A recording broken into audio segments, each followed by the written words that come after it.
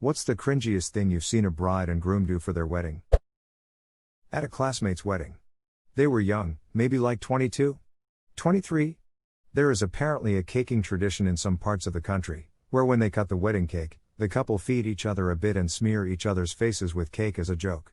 The bride had absolutely made 1000% clear to the groom she did not want to be caked.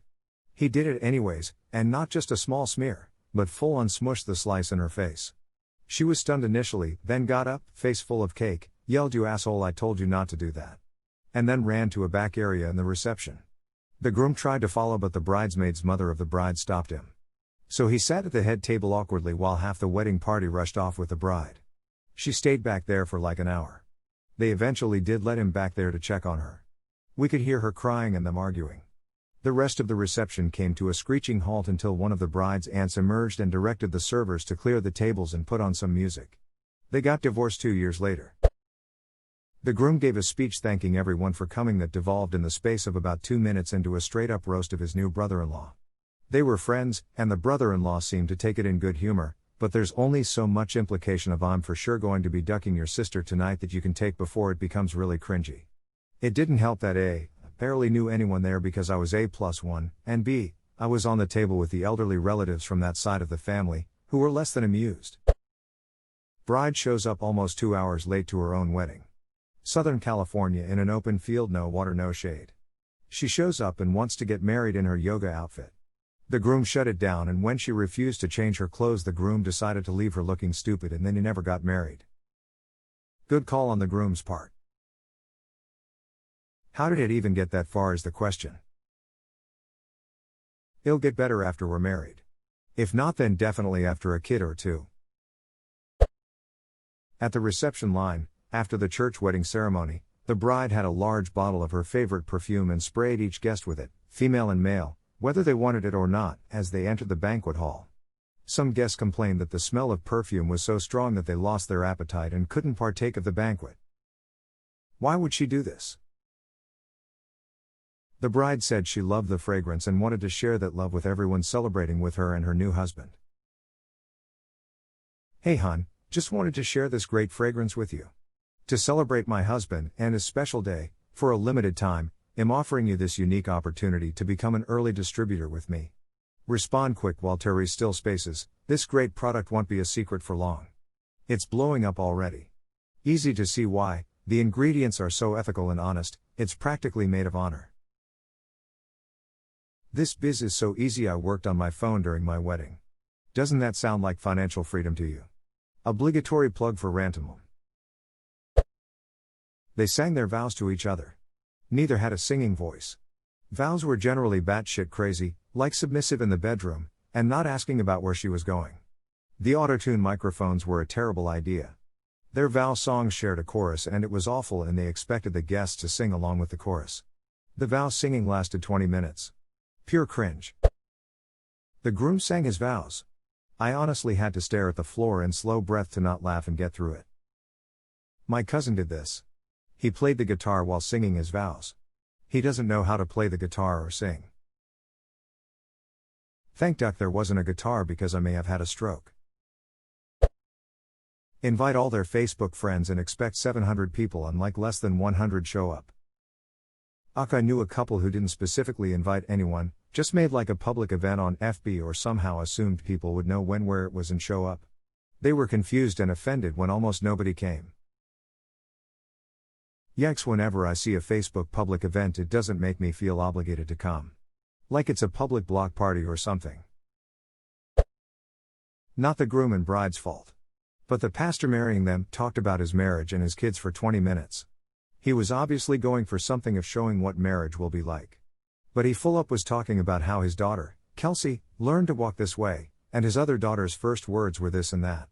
And that he and his wife make love throughout the house because that's what you do when in love, etc. Bride and groom had to stand there holding hands for 20 minutes right in front of him as the other 150 of us had to listen about his sex life and his kids. Oh God, you just reminded me of an acquaintance I knew, didn't go to the wedding but heard from a mutual friend who was there, where the pastor marrying them told the couple to divorce their friends under the promise that it would make them a stronger couple or some shit like that. And they followed that advice. So pretty much after the wedding and reception, they just never again talked to any of the friends they had invited to celebrate their big moment. I thought they would be divorced within a year, but turns out that they're still together. But yeah, apparently married couples aren't allowed to have friends. That is probably the single worst piece of advice I've heard in this thread. They bought an apple orchard after leaving the city to live a simpler life, and really doubled down on the apple theme. Apples everywhere, on the tables, in baskets all around the venue, on the podium where they got married, pictures of apples hanging everywhere, small fake trees with apples tossed under them. The dude marrying them had an apple tie on, apples somehow incorporated into every dish for the reception. The cake was shaped like an apple. It was really ducking bizarre. They sold the orchard a couple years later because they had no idea what they were doing.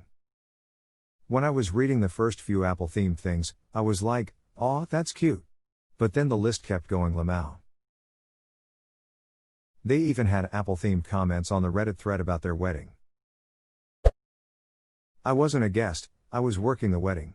The bride got drunk and sat on some other dude's lap for 2 hours and flirted with him while the groom sat by himself at the head table with a defeated look on his face. This might be the most depressing one yet. Does dying on the inside count regarding the "until death do us part" clause? I've worked over 200 weddings at the same venue. Many couples wanted fireworks and we had a company that could always do a show. The couple always, without fail, would pick Firework by Katy Perry to play during the show. I had an 8th grade student die of cancer, and they played this at her funeral. That's all I can think about when I hear the song. That sucks. I'm a vet tech and we turn all music off during pet euthanasia so owners never relate a song they may hear to their pet dying. I'm so sorry you have to go through that. Edit, just to clarify guys, this isn't just something that I or even my clinic does. This is a very common courtesy in veterinary clinics. The ceremony also was the name reveal.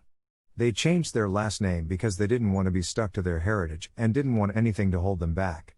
Turns out they changed their name thinking they could erase their mountains of debt or at least hide from it. Turns out you can't live under 2 legal identities.